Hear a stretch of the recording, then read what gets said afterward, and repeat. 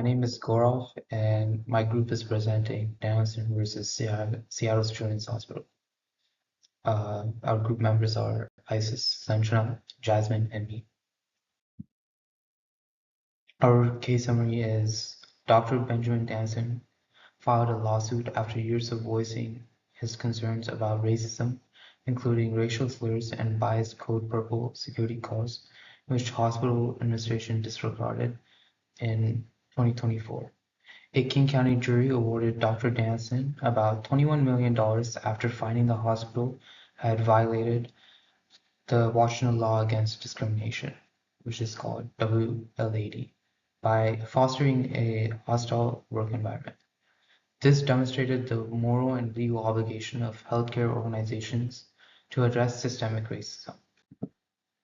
Parties involved: the plaintiff was Doctor Benjamin Danson, who was a former medical director of the Odessa Brown Children's Clinic.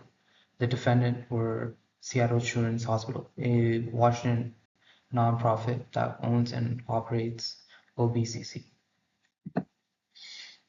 The court's holding was the court found that Seattle Children's Hospital had subjected Dr.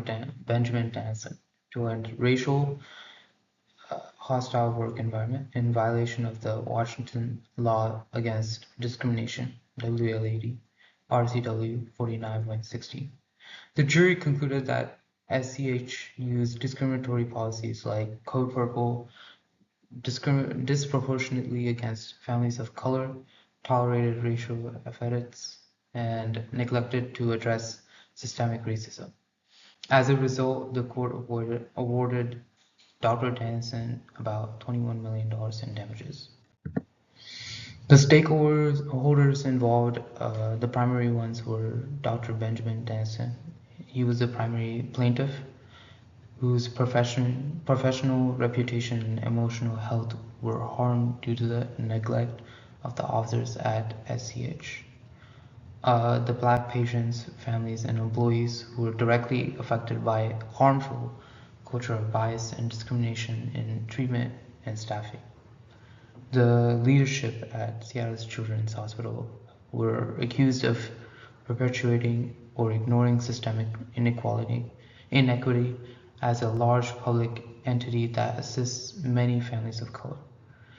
Healthcare workforce in Washington, professionals across the state were influenced by the president and the public trust impacts.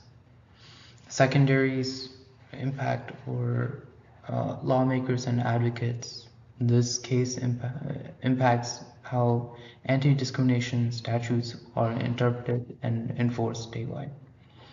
Medical education institutions must now reevaluate training in racial equity and institutional culture. Washington taxpayers and donors. As a nonprofit institution, Seattle Children's Hospital faces both legal liability and public liability. Is law still good? The decision in Danison versus Seattle Children's Hospital is a legitimate legal precedent that can direct and impact future discrimination cases in Washington state because the Washington Law Against Discrimination is still a good law and is still fully operative. This guarantees that comparable instances of discrimination in the workplace can be contested and addressed using the same legal safeguards. Cases used in the decision. We don't know exactly which earlier cases influenced the decision because the case is based only on a superior court jury verdict without any published courtroom reasoning. The primary source for determining the legal precedents in the court cited will be the appellate decision, if any, once it's issued. Cases influenced equal protection, which is the 14th Amendment, by allowing policies and practices like Code Purple that disproportionately targeted Black and brown families and employees. Did Seattle Children's Hospital violate the Equal Protection Clause? Due process. Again, the 14th Amendment. Did Dr. Danson and other staff members not receive fair and equal treatment under the law because the hospital did not look into or address racial discrimination? State constitutional rights. Did SCHS actions infringe upon the right to be free and non-discrimination in public accommodation and employment as guaranteed by Washington State Constitution? Legal impact. Danson versus Seattle Children's Hospital serves as a future evidence that, in accordance with the Washington law against discrimination, a hostile work environment can be defined as one that repeatedly tolerates racist language, biased opinion policies, and a failure to address systemic bias. Courts will hold even nonprofit healthcare organizations accountable for discrimination according to the substantial $21 million award, sending a clear message to other employers that failing to take action against racism can have uh, public and legal and financial repercussions. Uh, our group opinions were ISIS said that in no way should there be such discriminatory practices in racial hostile hostility in a place where medical professionals are meant to interact with many different families of different backgrounds. Seattle's Children's Hospital failed to protect its patients and staff under WLAD by disregarding concerns about racism in the workplace, and I think it was harmful to a lot of families and staff, especially with how long this discrimination went on, with meaningless investigations and total disregard towards people of color. I agree that CSCH violated the Washington law against discrimination by subjecting Dr. Danielson to a hostile work environment by permitting the use of racial slurs, failing to remedy known incidents of systemic racism, fostering an environment of conformity to the status quo of racial inequity, and subjecting its black and brown employees to a double standard of conduct.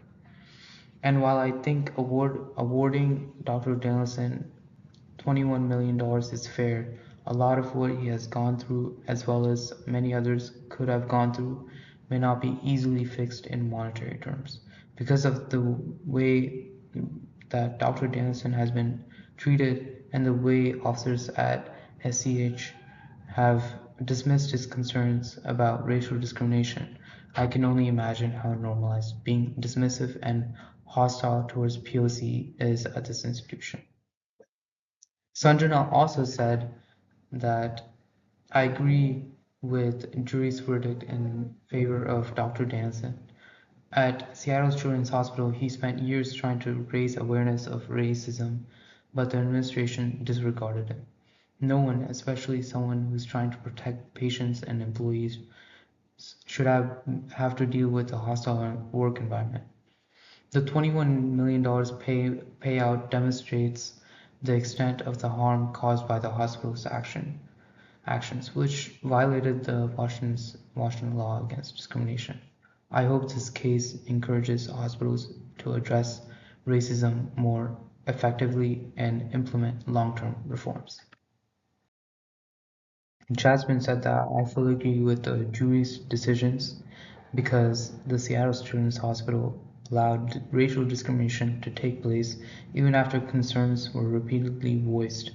In my opinion, this is unacceptable in all workplaces, but in healthcare setting especially. Taking the fact that not only is this a hospital, but a children's hospital makes it even more upsetting. To continue a tolerance for practices that are clearly biased like Code Purple created a toxic and oppressive environment for staff, patients, and all families of colors. It's true that the harm has been recognized with a $21 million award.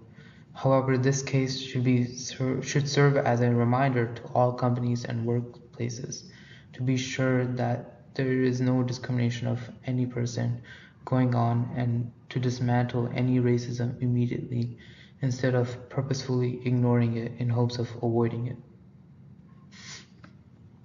I also said that I believe the jury made the right decision in awarding Dr. Danielson $21 million. His case clearly shows how dangerous it is when healthcare institutions ignore racial biases and fail to act on concerns raised by their own staff.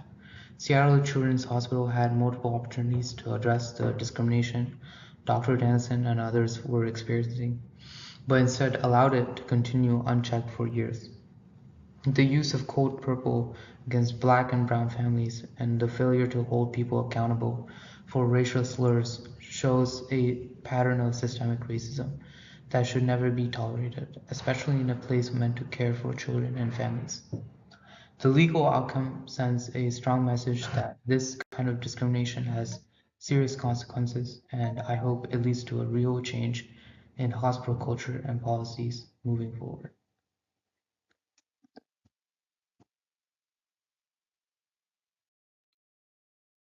Our discussion questions are: what are some of the potential consequences for both individuals and communities when racial bias, especially in healthcare, is ignored? And what does the law say about hostile work environments and how might Dr. Danielson's experiences meet the legal standard? Does the repeated tolerance of racist language or biased policies establish a hostile work environment under WLAD?